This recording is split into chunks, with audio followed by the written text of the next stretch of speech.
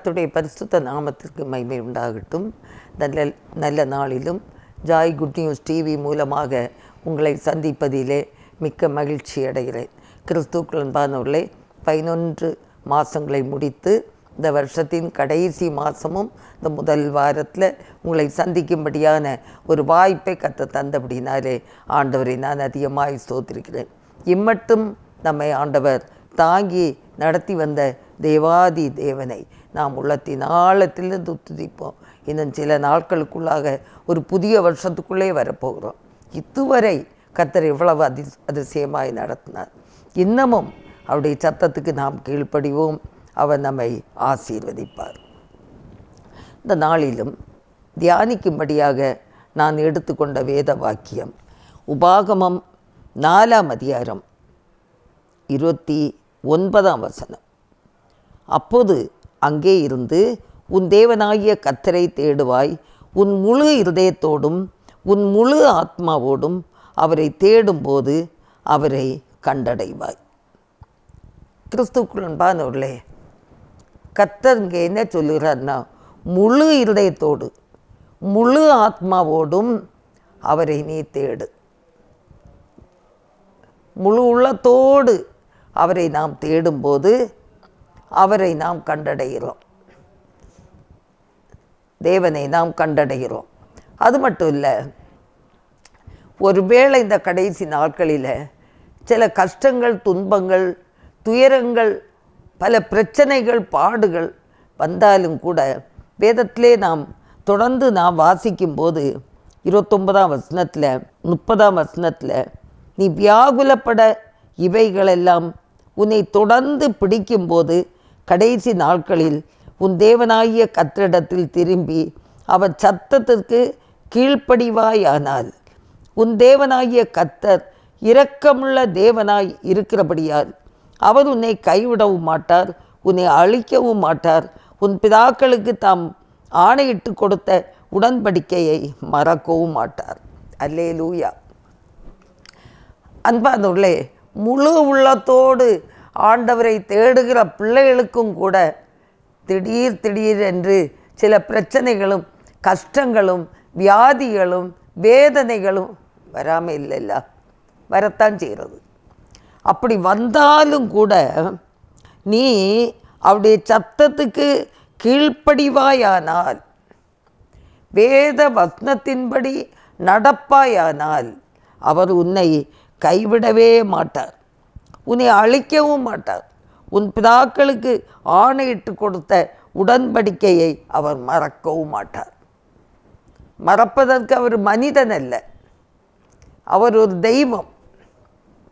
ஒருவேளை பெற்றோர் பிள்ளைகளை மறந்து விடலாம், பிள்ளைகள் பெற்றோரை மறக்கிறார்கள். கஷ்டப்பட்டு பிள்ளைகளை பெற்று வளர்த்து பெரிய ஆள் ஆன பிறகு பிள்ளைகள் பெற்றோரை மறக்கிறாங்க. வயோதிப பெற்றோரை கவனிக்க முடியாமல் தெருவில் விட்ட பிள்ளைகளும் உண்டு. ஒரு முதியோர் இல்லத்தில் விட்டுட்டா கூட பரவாயில்லை. ஏன்னா மகனும் மருமகளும், இல்லாவிட்டால் மகளும் மருமகனும் 2 பேரும் வேலைக்கு போவாங்க. பிள்ளைகளும் ஒருவேளை சரியில்லை, படிக்கிறாங்கன்னா சரி, ஆனால் தெருவில் விடுறாங்க பாருங்கள். முதியோர் இல்லத்துக்கு கூட விட வேண்டிய அவசியம் இல்லை. பெற்றோரை பிள்ளைகள் எப்படியாவது ஆள் வைத்தாவது எப்படியாவது கவனிக்கணும். ஆனால் ஆண்டவர் மறப்பதற்கு அவர் மனிதன் இல்லை, அவர் ஒரு தெய்வம். நம்முடைய காரியங்களை அவர் பொறுப்பெடுத்து அவர் நடத்துகிற தேவனாயிருக்கிறார்.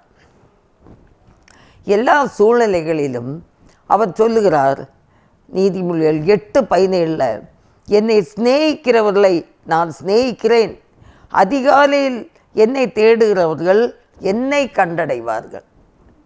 அன்பானவர்களே, நமக்கு என்ன கஷ்டங்கள் பிரச்சனைகள் இருந்தாலும் அதிகாலையில் எழும்பி ஆண்டவரை தேடி பாருங்க, அவரை நாம் கண்டடைவோம்.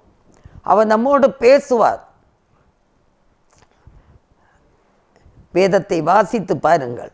வேதத்தை வாசிக்கும் போது அவர் நம்மோடு பேசுகிறார். நாம் ஜெபிக்கும்போது நாம் அவரோடு பேசுகிறோம். ஆகையினால அவருடைய அன்பு கரங்களிலே நாம் ஒப்பு கொடுக்க வேண்டும்.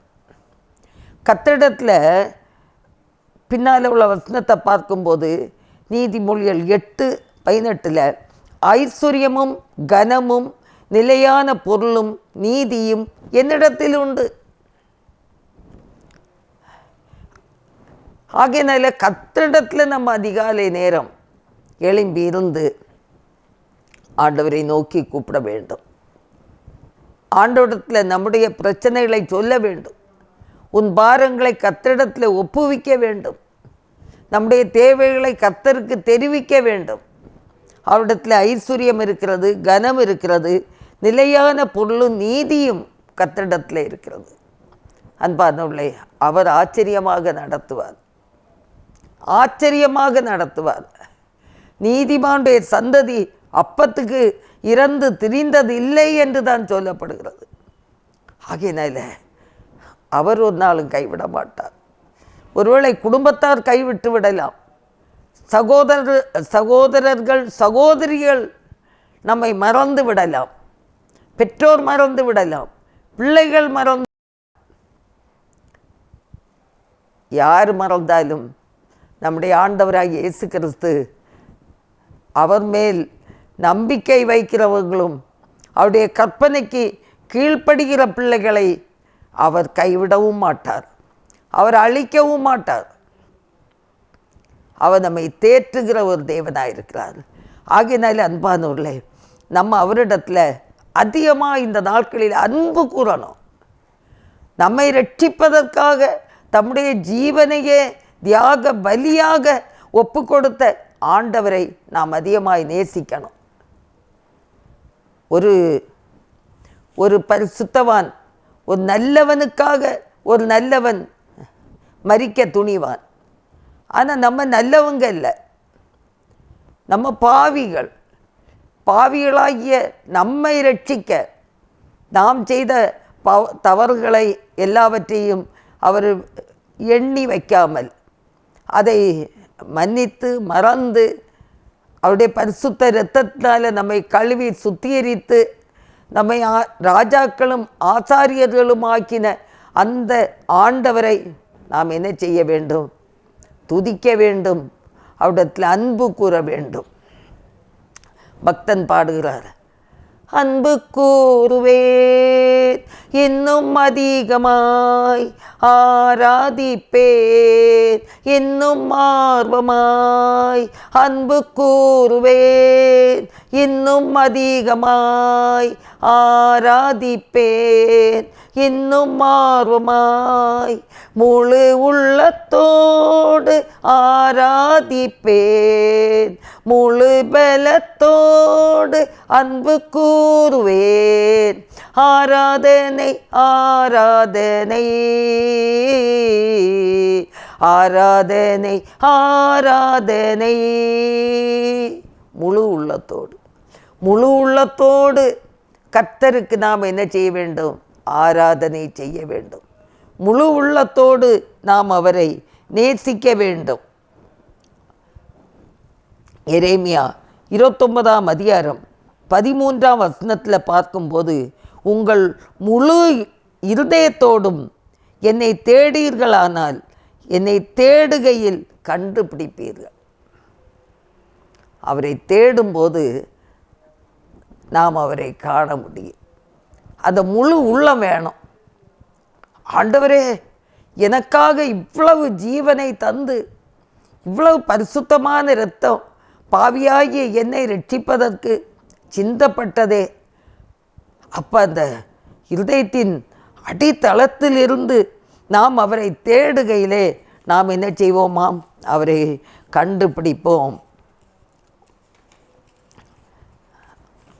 கர்த்தரே, நாம் தேட வேண்டும். நான் உங்களுக்கு காணப்படுவேன். அவரை தேடும்போது நான் உங்களுக்கு காணப்படுவேன் என்று சொல்லுகிறார். அது மட்டும் இல்லை, என்னை தேடுகையிலே நான் வந்து உங்கள் சிறையிருப்பை திருப்புவேன் என்று கர்த்தர் சொல்லுகிறார். அல்லேலூயா. நம்முடைய பிரச்சனைகளை அவர் மாற்ற வல்லமையுள்ள தேவனாயிருக்கிறார். நம்மை மீட்டு கொண்ட தேவன். என்னுடைய வாழ்க்கையில் என்னுடைய மகன் காணாமல் போயிட்டு திரும்பி வந்தபோது 5 மாதங்கள் கழித்து அவன் திரும்பி வந்தபோது ஆண்டவரை நான் துதித்து பாடினேன். அற்புதமானவரே இயேசு, அதிசயமானவரே, ஆலோசனை கர்த்தரே, எனக்கு ஆறுதல் அளித்தவரே, அற்புதமானவரே, உளையான சேற்றினின்று தூக்கி எடுத்தவரே, கண்மலை வெடிப்பினிலே மறைத்து காத்தவரே, உம்மை துதித்திடுவேன் என்றும் புகழ்ந்திடுவேன், உந்தன் நாமத்தை எங்கும் சொல்வேன். அற்புதமானவரே இயேசு, அதிசயமானவரே, ஆலோசனை கர்த்தரே, எனக்கு ஆறுதல் அளித்தவரே. ஆமன் பானூர்களே, என்னுடைய கணவரும் என்னுடைய இளைய மகனும் 1 வருஷத்தில் மரித்தபோது மூத்த மகன் காணாமல் போனான். 5 மாதங்கள் கழித்து வந்தான். அந்த 5 மாதமும் ஆண்டவருக்கு துணையோடு அவரை தேடி அதிகாலையில் நடு இரவில் அவரை துதித்து பாடி ஸ்தோத்திரித்து ஜெபித்து, கர்த்தாவே ரட்சியும், கர்த்தாவே காணாமல் போன மகனை ரட்சியும். அன்பானவர்களே, கர்த்தர் ஜெபத்தை கேட்டார். 5 மாதங்கள் கழித்து வந்தான். அப்போ தான் இந்த பாடலை எனக்கு ஆண்டவர் தந்தார். உளையான சேற்றிலிருந்து தூக்கி எடுத்தவரே, கண்மலை வெடிப்பினிலே மறைத்து காத்தவரே. உண்மையா இல்லையா? காணாமல் போன பையன் சென்னை முழுவதும் சுற்றி தெரிஞ்சிருக்கான். நம்ம நினைக்கிறோம் சென்னை பட்டணத்தில் அவன் சுற்றி தெரிஞ்சான்னா எப்படி அவன் தாறுமாறாக போகிறதுக்கு வாய்ப்பு உண்டு. ஆனால் கண்மலை வெடிப்பினிலே அவர் மறைத்து ஆச்சரியமாய் காத்து 5 மாதங்கள் கழித்து வந்து என் காலில் விழுந்து மன்னிப்பு கேட்டு முழு நேரமான ஊழியத்திற்கு தன்னை அவன் அர்ப்பணித்து அவன் பீகார் மாநிலத்துக்கு அவன் கடந்து போயிட்டான். எவ்வளவு ஒரு ஆச்சரியமான தேவன்! அவரை தேடும்போது, அவருடைய கற்பனைக்கு கீழ்ப்படியும் போது, இந்த பிரச்சனை வந்துட்டே காணாமல் போயிட்டானே, இந்த ஆண்டவர் நமக்கு எதற்கு, இவருடைய கற்பனை எனக்கு எதற்கு அப்படின்னு சொல்லி நம்ம அதை உதாசீனம் பண்ணினோன்னா, வேத வசனத்தை நாம் உதறி தள்ளுவோம் என்றால் எப்படி இந்த அற்புதம் நடக்கும் சொல்லுங்க? கண்மலை வெடிப்பில் அந்த பாம்பே பட்டணத்தில் கர்த்தர் அவனை எப்படி ஆச்சரியமாக நடத்தி வைத்திருப்பார் யோசித்து பாருங்க. அல்லேலூயா! கர்த்தர் நல்லவர், கர்த்தர் நல்லவர். அவரை தேடும்போது நம்முடைய சிறையிருப்பை திருப்புகிறவர், நம்முடைய சிறையிருப்பை மாற்றுகிறவர்.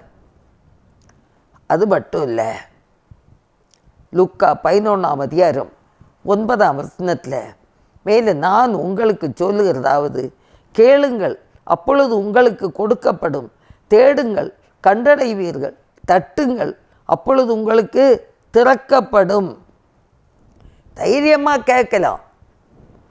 மத்தேயு 7ஆம் அதிகாரம் 7ஆம் வசனத்தில் சொல்லு, கேளுங்கள் அப்பொழுது உங்களுக்கு கொடுக்கப்படும். அது முந்தால மத்தேயு 7:7 கேளு.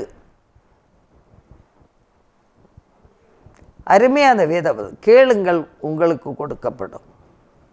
என் நாமத்தினால நீங்கள் எதை கேட்டாலும் அதை நான் செய்வேன் என்று ஆண்டவர் வாக்கு கொடுத்திருக்கிறார்.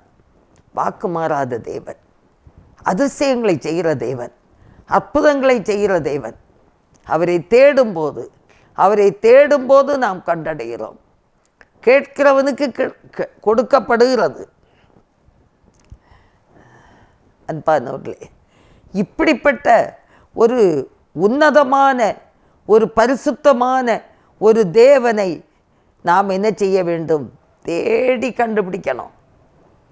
வேற ஆறுதல் எங்கேயுமே இல்லை அன்பானவர்களே. ஆறுதல் தரக்கூடியது இயேசு கிறிஸ்து மட்டும்தான். நம்முடைய ரட்சிப்பும் அவரிடத்துலேருந்து தான் கிடைக்கிறது. நம்மை தேற்றி ஆற்றி அரவணைக்கிறதும் கர்த்தர் தான். நாசியில் சுவாசமுள்ள மனுஷனை நம்பப்படுவதற்கு அவன் எம்மாத்திரம்?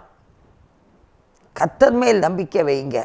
சங்கீதம் 105:4 சொல்லப்படுகிறது, கர்த்தரையும் அவர் வல்லமையையும் நாடுங்கள், அவர் சமூகத்தை நித்தமும் தேடுங்கள் என்று சொல்லி பார்க்கிறோம். அவருடைய சமூகத்தை நாம் நித்தமும் தேடணும்.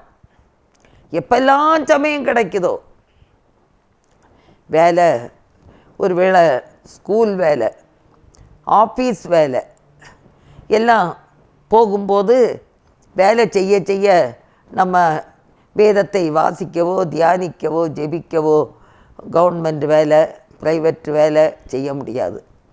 ஆனால் வீட்டில் தனித்திருந்து ஒருவேளை பாத்திரங்களை நம்ம கழுவும் போது, துணிகளை துவைக்கும்போது, காய்கறிகளை நறுக்கும்போது, சமைக்கும்போது, இருதயத்திலிருந்து துதி ஸ்தோத்திரங்களை ஏறெடுக்க ஜெபிக்க நம்முடைய கடமைகளை அழகாக செய்து முடிக்கலாம். அதிகாலையில் எழும்பி ஆண்டவர் சமூகத்தில் அவரை தேடி விட்டு பின்பு நம்ம கிச்சன் பகுதியில் சமையல் காரியங்களில் ஈடுபடும்போது அவ்வளவு சீக்கிரமாக அந்த வேலைகள் நடக்கிறதை நாம் கண்டுகொள்ள முடியும். அதுவும் சீக்கிரமாக வேலை முடியும். அன்பானவர்களே, கர்த்தர் சமூகத்தை நித்தமும் தேட வேண்டும். அது மட்டும் இல்லை, ஆமோஸ் 5:4-6 பார்க்கும்போது, கர்த்தரை தேடுங்கள், அப்பொழுது பிழைப்பீர்கள். பிழைப்பு இந்த உலகத்தில் பிழைக்கிறது மாத்திரம் இல்லை, ஆண்டவரை தேடும்போது நம்முடைய ஆத்துமா, விலையேற பெற்ற ஆத்துமா பரிசுத்தமாக்கப்படுகிறது. அவர் நம்மை பரிசுத்தமாக்குகிறார். இந்த உலகத்தை விட்டு கடந்து போகும்போது அந்த அந்த பரலோக பாக்கியத்தை நாம் அடைந்து கொள்ளுகிறோம். அதுதான் அந்த பிழைப்பு. 2ஆம் மரணத்துக்கு இடமே இல்லை. ஆண்டவரை தேடி அவரை கண்டுபிடித்து அவருடைய கற்பனைகளுக்கு கீழ்ப்படிந்து அவரை பின்பற்றி அவருடைய பிள்ளையாக, அவருடைய பணியை செய்கிற பிள்ளைகளாக நாம் வாழும்போது நாம் பிழைக்கிறோம். 2ஆம் மரணம் இல்லை. ஆண்டோடைய ராஜ்யத்தில் நாம் இளைப்பாறுகிறோம். அன்பானவர்களே, இந்த கடைசி நாட்களில் வைக்கப்பட்டிருக்கிறோம். ஒரு நாள் நாம் மறந்து போகக்கூடாது. அவரை தேடுகிறதில்லை. முதலாவது அவருடைய ராஜ்யத்தையும் அவருடைய நீதியையும் தேடுங்கள், அப்பொழுது இவைகளெல்லாம் உங்களுக்கு கூட கொடுக்க என்று சொல்லப்படுகிறது. ஆண்டோடைய சமூகத்தில் வைங்க. இன்றைக்கு அநேக குடும்பங்களில் கடன் ஆகிறது. கடன் பிரச்சனை. காரணம் என்ன தெரியுமா? அடுத்த வீட்டு சகோதரியை காண்டாக்ட் பண்ணி அவங்க சொல்லுவாங்க, பெரிய பெரிய அது என்னது ஃப்ரிட்ஜு, இல்லாவிட்டால் கிறிஸ்மஸ் காலங்கள் வரப்போகுது, எல்லாரும் 1000-2000 பட்டெல்லாம் எடுக்கிறாங்க. எனக்கும் அப்படி தான் வேணும். மற்றவங்க எடுக்கிறது போல் நமக்கும் வேணும். நமக்கு முடிஞ்சால் எடுக்கணும், முடியலைன்னா எடுக்க வேண்டாம். கடன் வாங்கி கண்டதெல்லாம் வாங்கக்கூடாது. அடுத்த வீட்டு அக்கா வீட்டில் பெரிய ஃப்ரிட்ஜ் இருக்குது, ஏன் நமக்கு இந்த வருஷம் பெரிய ஃப்ரிட்ஜ் வாங்கினா என்ன? அப்போ கணவன்மார் சொல்லுவாங்க, கொஞ்சம் வருமானத்தில் எப்படிம்மா இதை வாங்க முடியும்னு சொன்னால், இல்லை இப்போ தான் வேணும், எல்லா பொருளும் இப்போ தான் வேணும், அப்படியெல்லாம் அடம் பிடிக்கும்போது, பிடிவாதம் பிடிக்கும்போது கடன் படுகிறோம். அப்புறம் பிள்ளைகளை வளர்க்க முடியாத ஒரு சூழ்நிலை வருகிறது. நம்முடைய வருமானத்துக்கு தக்கபடி வாழ வேண்டும். அடுத்தவங்க இனி கிறிஸ்மஸ் எல்லாம் வருது, அது வாங்கணும் இது வாங்கணுன்ட்டு 1300 லிஸ்ட்டை போட்டு வச்சுட்டு கடன் பட்டு அப்புறம் நாளைய தினத்துக்காக கவலைப்பட வேண்டியது வந்துடும். கடன்காரங்க வந்து கதவை தட்டும்போது கதவை திறக்கே பயமாக இருக்கும், வாங்கின கடனை கொடுக்க முடியலையேன்னு. அதனால் வரவுக்கு தக்க செலவு செய்யும்போது அன்பானவர்களே அது நமக்கு சமாதானமாக இருக்கும். அது மட்டும் இல்லை, நாளைய தினத்தை குறித்த கவலை நம்ம பட வேண்டிய அவசியமே இல்லை. ஸ்தெப்பனியா 2ஆம் அதிகாரம் 3ஆம் வசனத்தில் சொல்லப்படுகிறது, தேசத்தில் உள்ள எல்லா சிறுமையானவர்களே, கர்த்தருடைய நியாயத்தை நடப்பிக்கிறவர்களே, அவரை தேடுங்கள், நீதியை தேடுங்கள், மனத்தாழ்மையை தேடுங்கள், அப்பொழுது ஒருவேளை கர்த்தருடைய கோபத்தின் நாளிலே மறைக்கப்படுவீர்கள். ரொம்ப முக்கியம் அவரை தேடுகிறது, ஆண்டவரை தேடுகிறது, நீதியை தேடுகிறது, மனத்தாழ்மை. இன்றைக்கு ஆவிக்குரிய பெருமையே நிறைய இருக்கு. ஆவிக்குரிய பெருமை இருந்தால் கர்த்தரிடத்தில் நன்மையை பெற்றுக்கொள்ளவே முடியாது. ஏன்னா பெருமை உள்ளவனுக்கு தேவன் எதிர்த்து நிற்கிறார், தாழ்மை உள்ளவனுக்கோ கிருபை அளிக்கிறார். அல்லேலூயா. அன்பானவர்களே, நம்ம மனத்தாழ்மையை தேடணும். எவ்வளவுக்கு எவ்வளவு ஆண்டவர் நமக்கு ஐஸ்வர்யத்தையும் கனத்தையும் எல்லாம் தருகிறாரோ அந்த அளவுக்கு நாம் மனத்தாழ்மை கொள்ள வேண்டும். ஆண்டவர் உயர்ந்தவராயிருந்தும் தாழ்மை உள்ளவனை நோக்கி பார்க்கிறவர். அப்படித்தானே? இது ரொம்ப முக்கியம். செப்பனியா 2ஆம் அதிகாரம் 3ஆம் வசனத்தில், நீதியை நியாயத்தை நடப்பிக்கிறவர்களே, அவரை தேடுங்கள், நீதியை தேடுங்கள், மனத்தாழ்மையை தேடுங்கள். மனத்தாழ்மையை தேடி அவருடைய கற்பனைகளின்படி நடக்கிற பிள்ளைகள் கடைசி நாட்களிலே எல்லா உலகத்தின் கோபத்துக்கும் உலகத்தின் எதிர்ப்புக்கும் மறைக்கப்பட்டு நாம் காக்கப்படுகிறோம். அல்லேலூயா. ஆண்டுடைய அன்பு கரங்களில் நாம் நம்மை ஒப்பு கொடுத்து நாம் ஜெபிப்போம். எங்கள் அன்பின் ஆண்டவரே, இந்த வேலைக்காக ஸ்தோத்திரப்பா, ஸ்தோத்திரம், துதிக்கிறோம். ஆண்டவரே, எங்களோடு நீ பேசி ஸ்தோத்திரப்பா. கர்த்தரை தேடும்போது, நியாயத்தை தேடும்போது, மனத்தாழ்மையை தேடும்போது ஆண்டவரே நாங்கள் ஆசீர்வதிக்கப்படுகிறோம். கர்த்தாவே, செய்திகளை கேட்ட பிள்ளைகளுடைய வாழ்க்கையில் என்ன கஷ்ட நஷ்டங்கள் இருந்தாலும் கர்த்தர் போதுமானவராயிருந்து அவர்களை விடுவிக்க வேண்டும் என்று நாங்கள் ஜெபிக்கிறோம். கர்த்தாவே, உமது கிருபைக்குள்ள மறைத்து கொள்ளும், காத்து கொள்ளும்ப்பா.